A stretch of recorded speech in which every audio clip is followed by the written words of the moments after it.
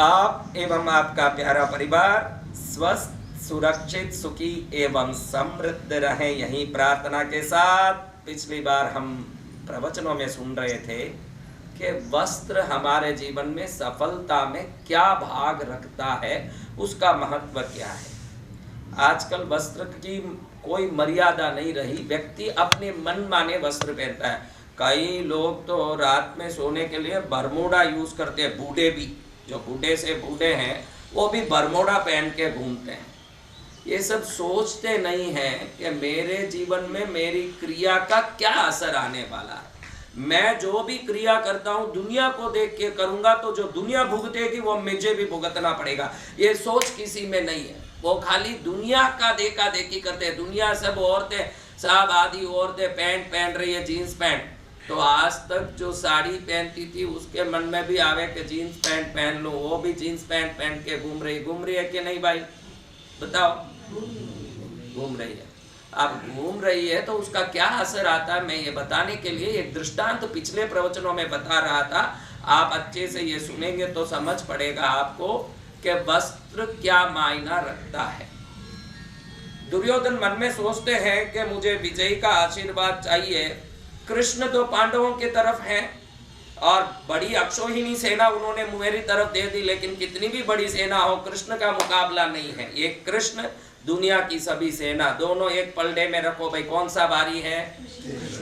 कृष्ण भारी है। जब भी बोलते हो जोर से बोलो ताकि सामने उधर सुने, टीवी में उनको मालूम पड़े कि कोई सुन रहे हैं। ऐसा नहीं है कि महाराज खुद ही पागलों की तरह बोल रहे हैं, कोई सुन रहे हैं, उनको मालूम पड़ना। तो क्या करना, जब भी कोई पूछा जाता है प्रति उत्तर दें जोर से कि भाई ये हमारा जवाब है। तो क्या होगा, टीवी में देखने वाले दर्शकों को लगेगा कि महाराज की बात को सामने भी कोई सुन रहे हैं और महाराज जी हम सब के लिए भी बोल रहे हैं।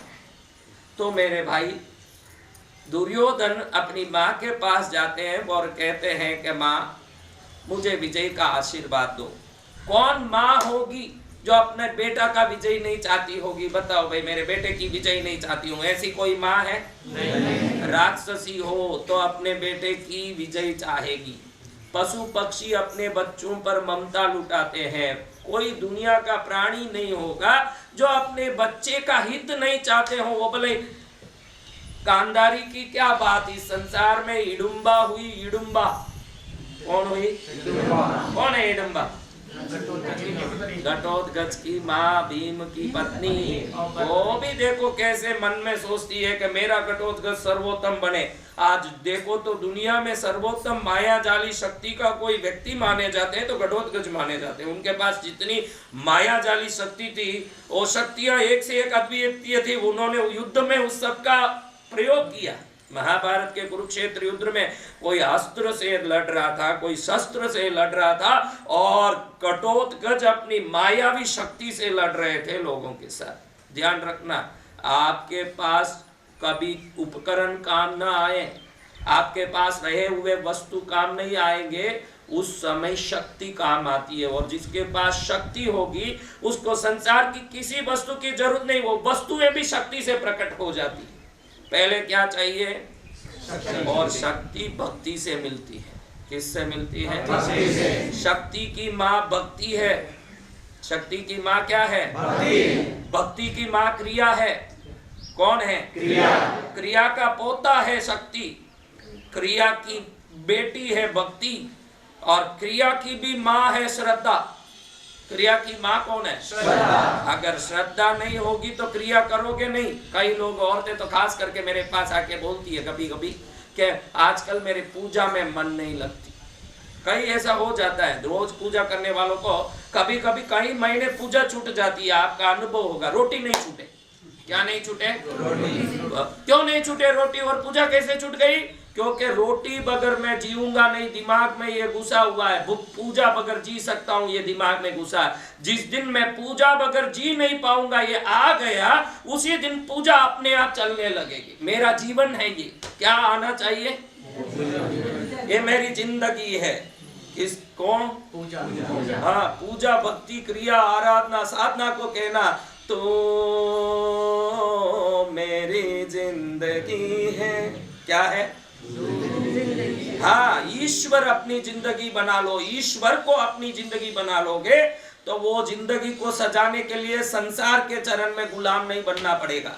आप ये जिंदगी को सजाने के लिए कितने लोगों को राजी करते हो। देखो, ऑफिस में हो तो मैनेजर को राजी करना, उसके जीएम को राजी करना, व्यापार कर रहे हो तो ग्राहकों को राजी करना, कितने लोगों को राजी करके ये जीवन सजाने में लगे हो। अगर ईश्वर की कृपा हो गई तो जीवन को ईश्वर ही सजा देंगे, दुनिया में गुलाम होने की नौबत नहीं आती।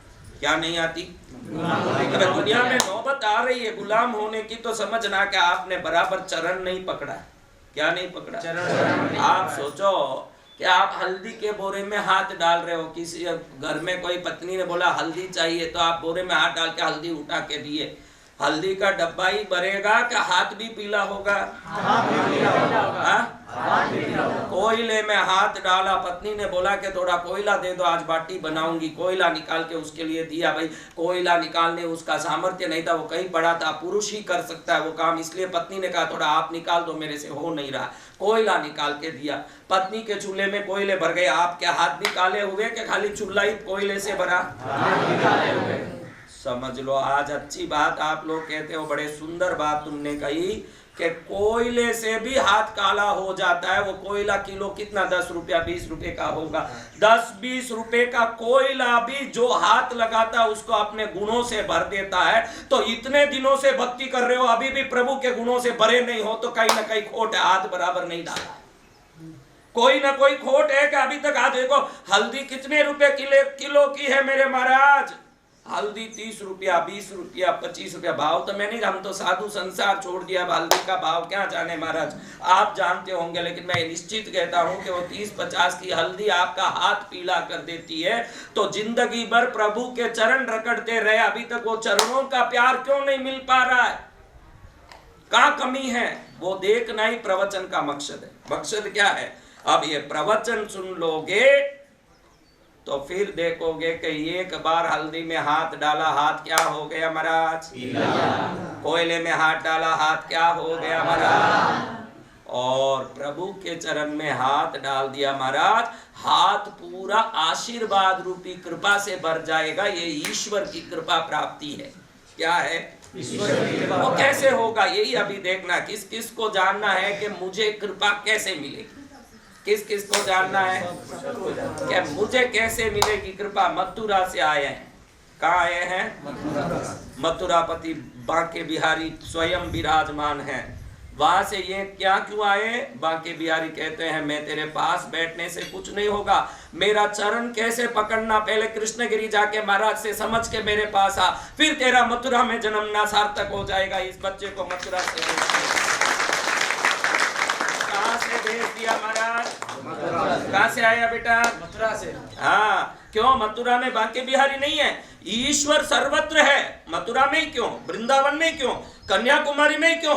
आप लोग ऑस्ट्रेलिया नाम सुने होंगे, ऑस्ट्रेलिया, क्योंकि क्रिकेट जानते हैं, उन सबको आता है, बाकी तो क्रिकेट नहीं जानते ना, तो आपको ऑस्ट्रेलिया, नेदरलैंड, फेदरलैंड ये सब मालूम ही नहीं पड़ता। आपको ऑस्ट्रेलिया भी क्रिकेट के कारण मालूम पड़ा। किसके कारण? क्रिकेट। इसीलिए मालूम पड़ा ना भाई, बोलो सच्ची बात।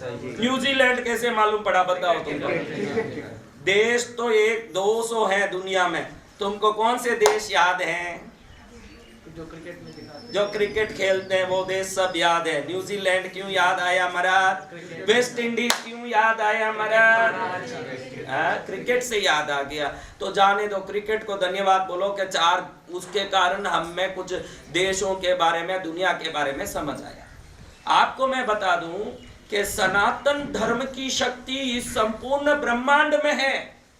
आप सोचोगे कि हम भारतीय लोग पूजा करते, भक्ति करते, आपको ऐसे ही तो लगता है।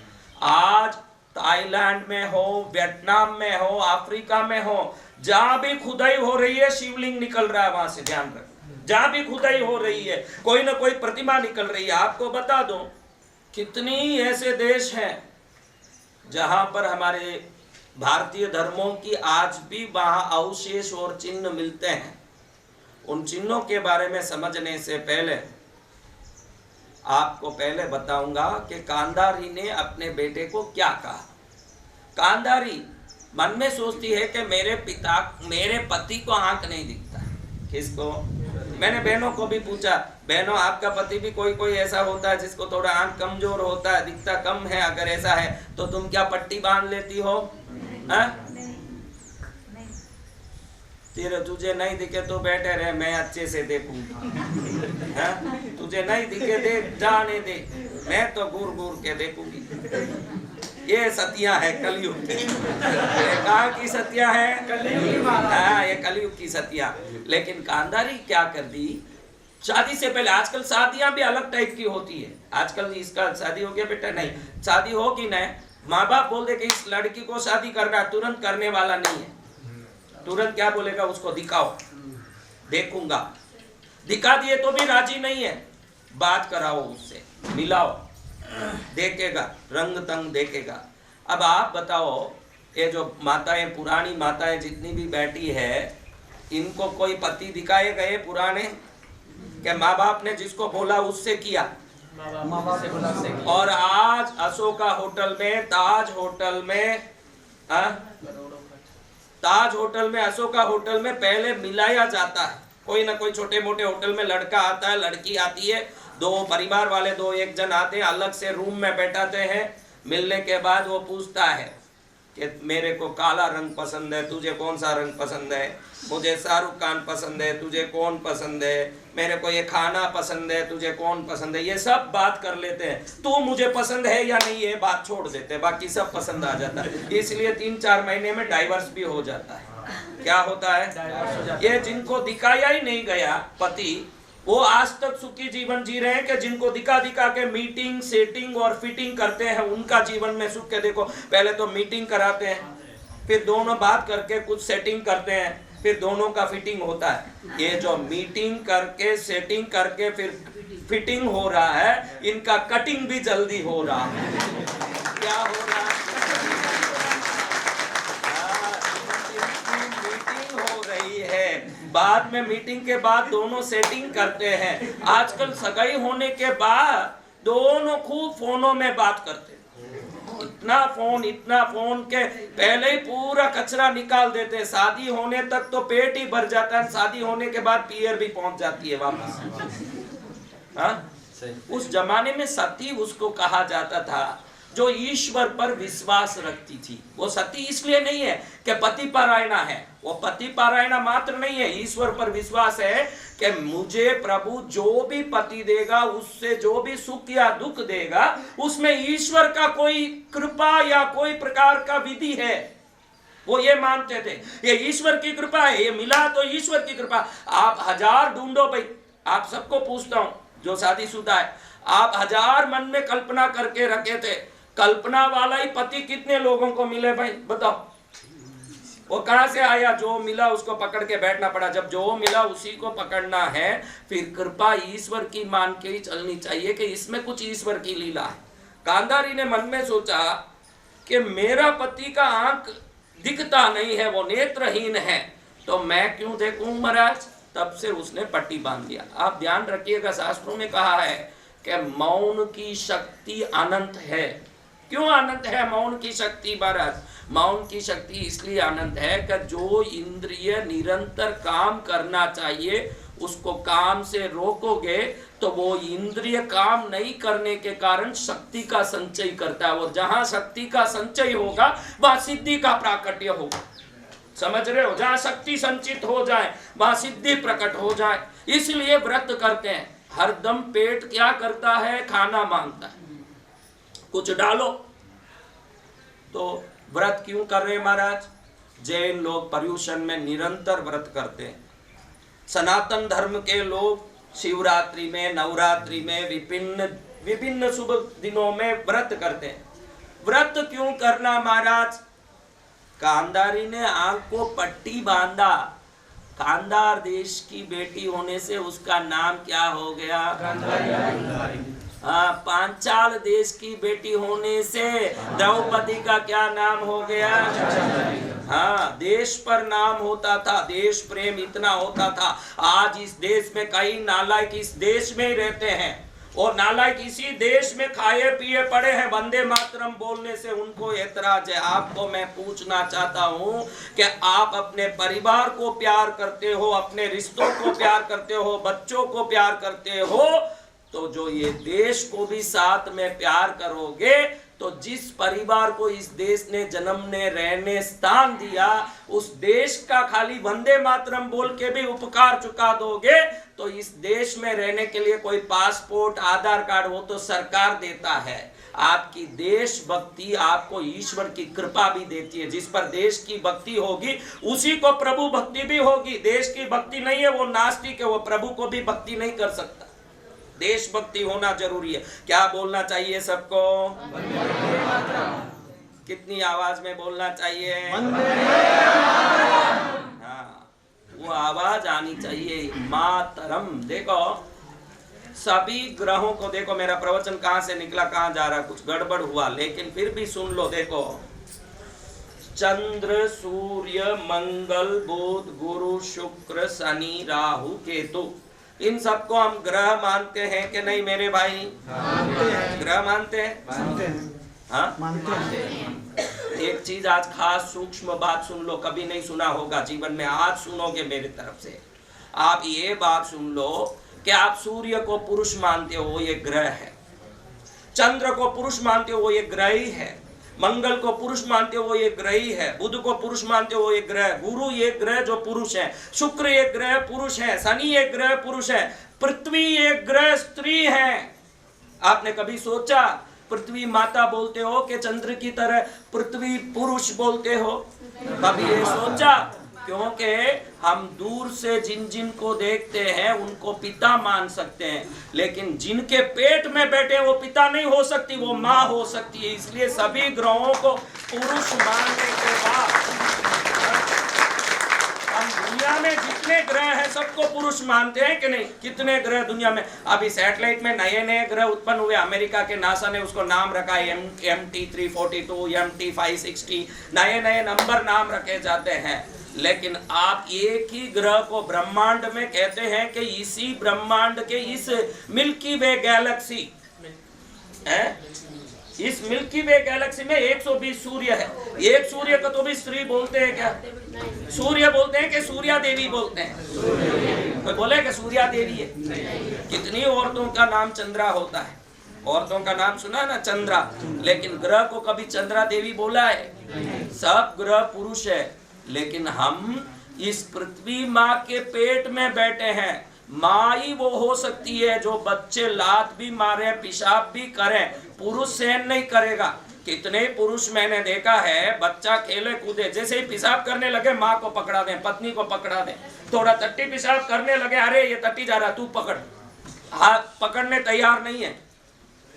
आदमी पकड़ता है? आप सबके बच्चे हैं, आपका आदमी सब करता था धोना पकड़ना, वो कर नहीं पाएगा। बड़े प्रेम से आप ध्यान रखिएगा, वो जो गंदा सना हुआ बच्चा है वो पेशाब कर रहा है इस माँ पर, बैठे बैठे टट्टी भी जा रहा। आदमी बोल रहा देख नहीं रही है क्या टट्टी जा रहा, ले जाना बाथरूम में। अरे पूरा कर ही लिया, पूरा कर लेने दो फिर धुलाऊंगी।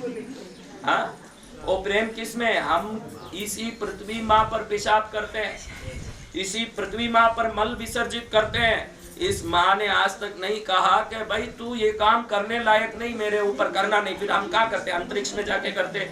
ये वो माँ है, अपनी माँ 1.5 साल तक अपनी टट्टी पेशाब झेलती है, मरते दम तक झेलने वाली ये भारत माता। वंदे मातरम बोले उनका कल्याण। मरते दम तक झेलती है माँ।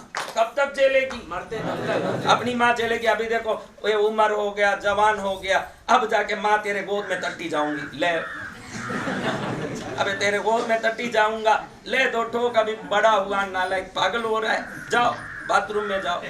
हाँ, लेकिन ये माँ नहीं बोलती कि तू बड़ा हो गया तो बाहर जा। भाई ये माँ तो कहती है तू कितना भी बड़ा हो जा मेरे लाल, तू मेरे लिए बच्चा है बेटा, तू जो करे। हाँ? ऐसी भारत माँ को नमस्कार करके आगे बात सुनेंगे। आपको सफलता मिले यही मंगल कामना। बोलो वंदे मातरम।